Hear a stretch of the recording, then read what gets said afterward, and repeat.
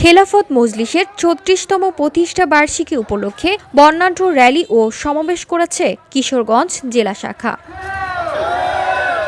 শনিবার বেলা ১১টায় জেলা শহরের শহীদ আরমান রোড থেকে র্যালিটি শুরু হয়ে স্টেশন রোড, মডেল রোড, কালীবাড়ি রোড, আখড়া বাজার, ইশাখা রোড, গৌরাঙ্গ বাজার হয়ে শহীদ মসজিদের সামনে প্রতিষ্ঠা বার্ষিকীর সমাবেশে মিলিত হয়।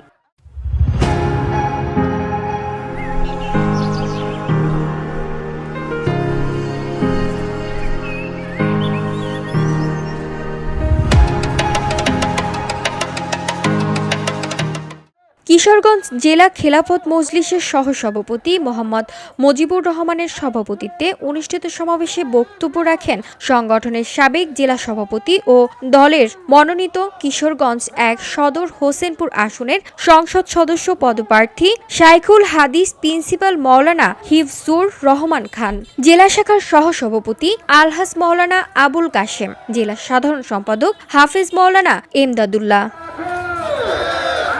জেলা নির্বাহী সদস্য মাওলানা ওয়ালিউল্লাহ বশির, হোসেনপুর উপজেলা সভাপতি মাওলানা হেলাল উদ্দিন, কিশোরগঞ্জ শহর শাখার সাধারণ সম্পাদক হাফেজ মাওলানা রফিকুল ইসলাম।